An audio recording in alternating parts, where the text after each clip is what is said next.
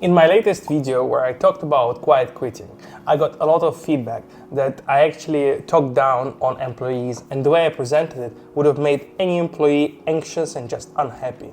That's the reason why I'm making this video, to tell you how exactly you can help your employees to understand what you're doing and not to make them anxious or feel bad, and be productive and very, very happy. So first of all, the reason why I made that video is because quiet quitting is strictly a big problem. Everyone is talking about it.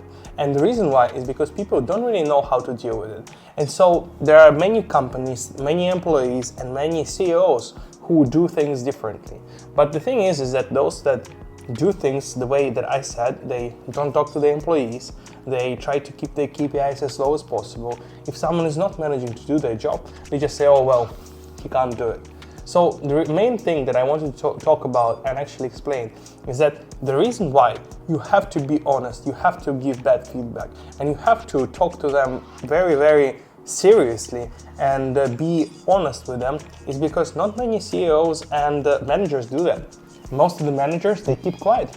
That's the whole reason. And then after they've been quiet for 1 or 2 or 3 years, the company either goes bankrupt, and that's bad for everyone, right? Everyone loses the job. Or for example, like we see right now, there are major layoffs in the tech industry. Discord is firing 10,000 people, Facebook fired 30,000 people already, and many other companies do the same. And so it really doesn't make sense for you to be quiet as a manager or as a CEO, not to talk about the problems that are happening. If someone is not being a good worker or is not really doing their job correctly, I don't see a reason why you wouldn't talk to him, wouldn't tell them, okay, so we have a problem, you're not doing your job correctly, we are trying to make our best out of the company. And you're able to tell these things, because if you don't, and if you, as people said in the comments, are making everyone else and your employees anxious, the other side is that you don't tell anything. You don't have one-on-ones, you don't have ability to talk to your manager, to your boss, to your colleagues, to your team lead, and you just get fired 3, 6, so 1 year later, 3, 6 months, 1 year later, and it's not good for anyone. I can imagine how stressful it is. For example, for people right now in Discord, where they worked, I don't know, for 1 year, 2 years on great problems. They solved really great issues. And to be honest, I saw really amazing product managers being laid off for no particular reason. And as I understood, there was no real explanation of why exactly that happened. Oh, it's just major layoffs, they said. So the CEO is optimizing their hiring rate, their actually employee count, and their effectiveness. But can you imagine if they did this with real feedback and they fired only those that underperformed and didn't do their job as good as they could? And they knew about it. They knew that they didn't do the job as well as someone else. For example, if there were metrics, if there were KPIs, and reporting like that, this wouldn't be the case. I'm just feeling sad that people, 10,000 people, 20,000 people, 30,000 people, getting laid off for no reason in these huge numbers.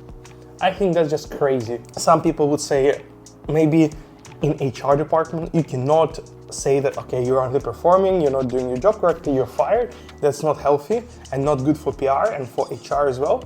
But to be honest, for me, as a CEO and as a product owner, I have known my whole life that if a product fails, it's my fault.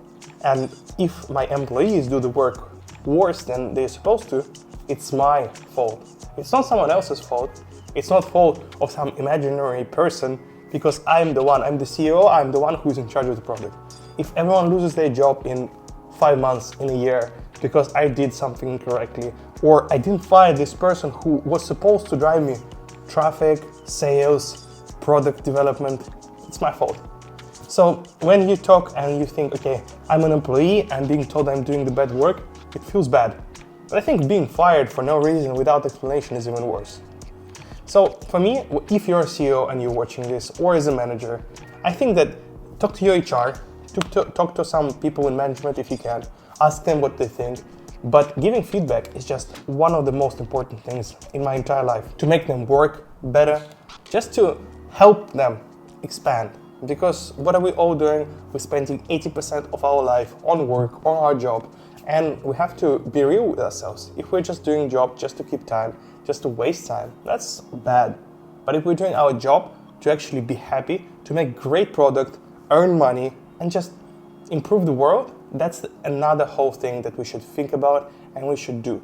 Because otherwise, none of this makes sense, and you shouldn't do anything without actually thinking about every single person's feeling. Then we won't have any companies, and there won't be any good case studies for us to do and make. So I hope you enjoyed this video. This was basically my rant about why feedback is so much better than no feedback. And yeah, keep in touch, watch my other videos, subscribe, like, let me know what you think, if you agree or if you don't. I think that it's most important that we keep real and we do the most passionate work and most amazing work we can, because otherwise there's no reason to work at all. Thank you and see you soon.